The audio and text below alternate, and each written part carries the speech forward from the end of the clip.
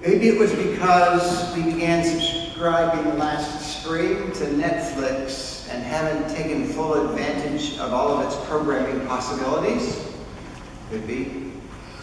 Maybe it was because it's August, so we don't have quite as many nighttime church meetings as we do at other times of the year. Maybe it's because our family used to vacation every year down there in the Ozarks, down in the mountains of southern Missouri, northern Arkansas.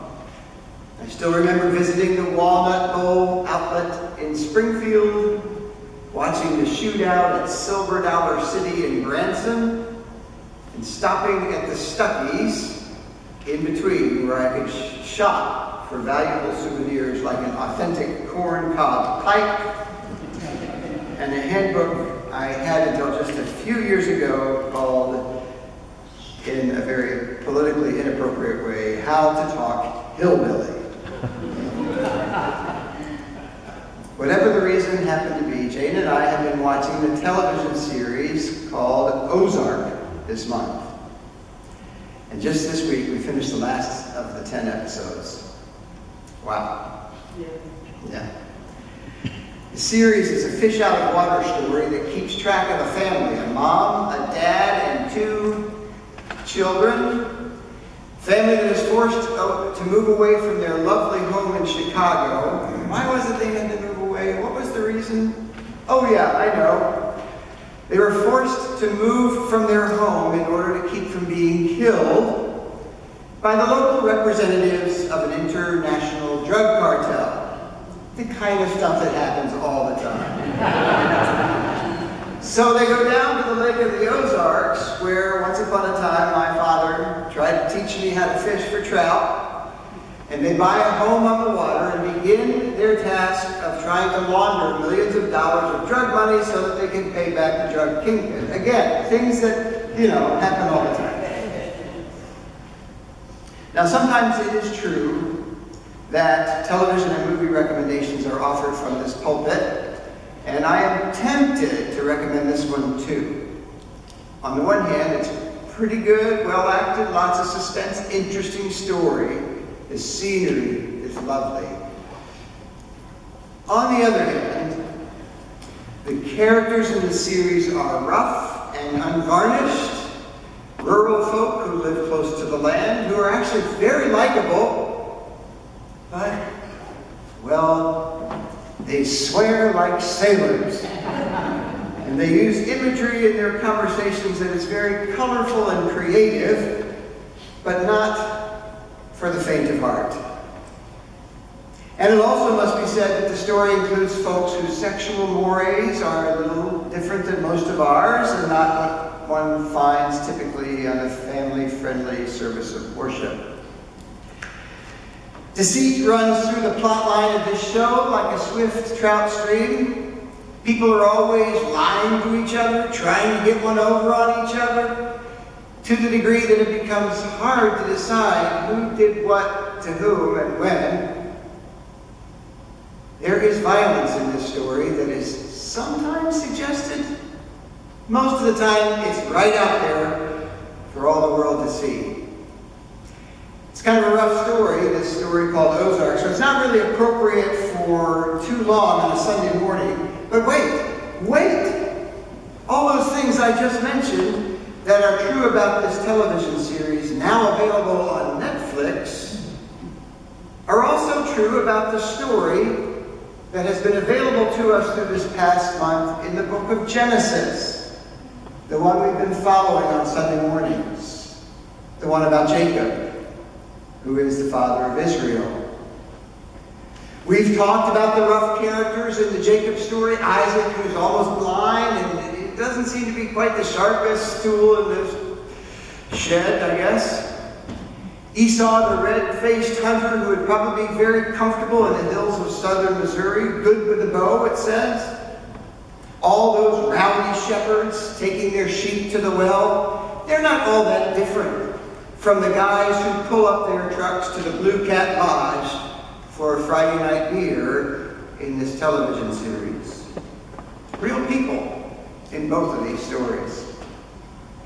We've talked about how the story of Jacob contains some questionable behavior around relationships. We just won't go there again, but it's there. We've talked about the deceit that runs through the story of Jacob. Jacob and Rebekah deceive Isaac. Laban in turn deceives Jacob. And as is the case with so many stories in the scriptures, there is violence. Seems like just as in the modern day story called Ozark, in the ancient story of Jacob, everyone is on the run. Everyone is afraid for their lives. So while Ozark, the television program, may not be for the squeamish, it must also be said that the stories we've been given in these scriptures about Jacob's journey are sometimes about as real as a story can get. Even though they happen to be embedded in a book that often sits ceremoniously on our coffee tables. There's some tough stuff inside. Real stories. Real stories aren't always pretty, are they? And we may not be comfortable with stories that are a little too real being mentioned in the polite company of church. But look at us, right? Who are we but a collection of real stories? We, this morning, are bravely sitting in the pews in our Sunday best, trying to figure out the real stories of our lives, right? Our real stories aren't always fit for publication on Sunday mornings either. Sometimes we bring our best selves to church and leave the real stuff back at home sitting on the kitchen table. Or maybe on the back porch. Old Ruby Slough, she was the secretary of our church back in Indianapolis for years. The church where I used to serve. She was great. She was petite, stood erect, very dignified. She was gracious. She didn't suffer fools lightly. She was competent when she was at the church. She was very put together, very professional when she was at the church.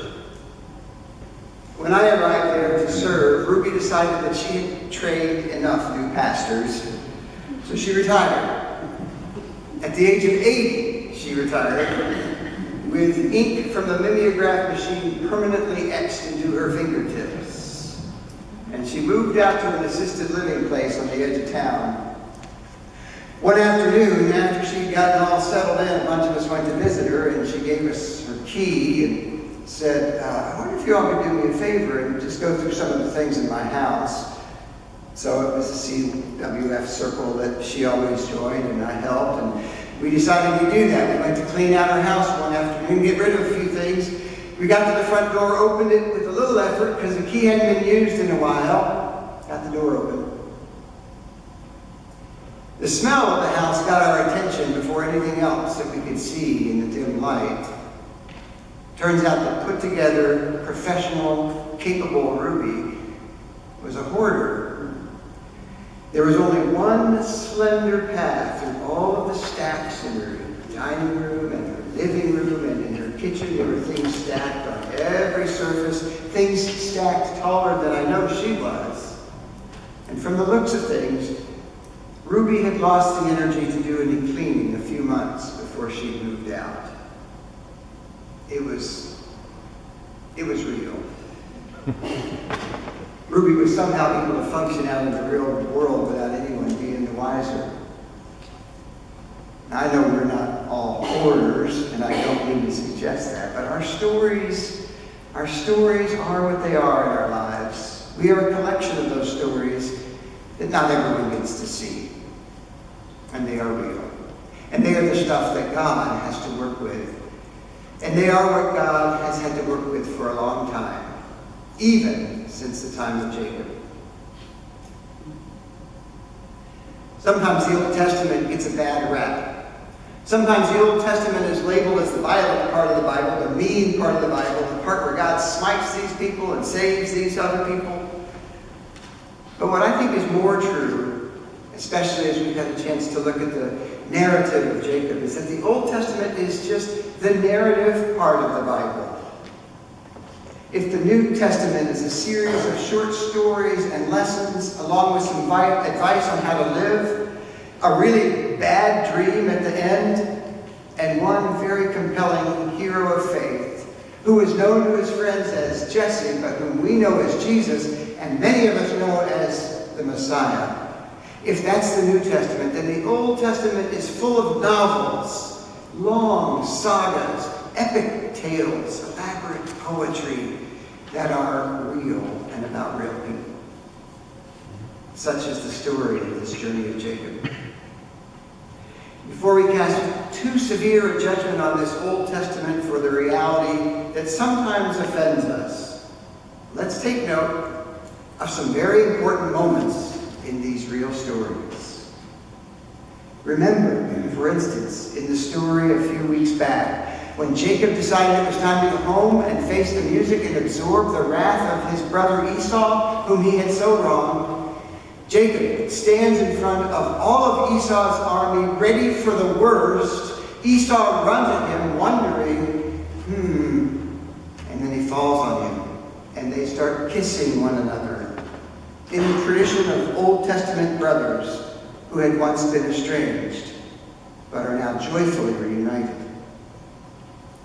Now, Jacob and Esau, they're real, they're flawed for sure, but in the end, it is an act of mercy between the two that turns the story. In today's reading, we have the beginning and then the end of the Jacob story of his favorite son, Joseph, who was given a coat by his father to confer upon him his favorite status among his brothers, for which said brothers beat him up and sold him into slavery. Real stuff. And maybe you remember how that story went thanks to the cleaned up, peppy version written by Andrew Lloyd Webber. But did you hear in the end, after all that nasty and all of that drama, Joseph gives his brothers the opportunity to throw Benjamin under the bus, but all the brothers stick up for him. They've learned their lesson, and their loyalty moves Joseph to tears. He still could have had them all killed, but in the end, Joseph simply can't go through with it. He gives Benjamin a big hug, and the brothers are reconciled, brought to the safety of Egypt, where they were able to survive the famine in Canaan.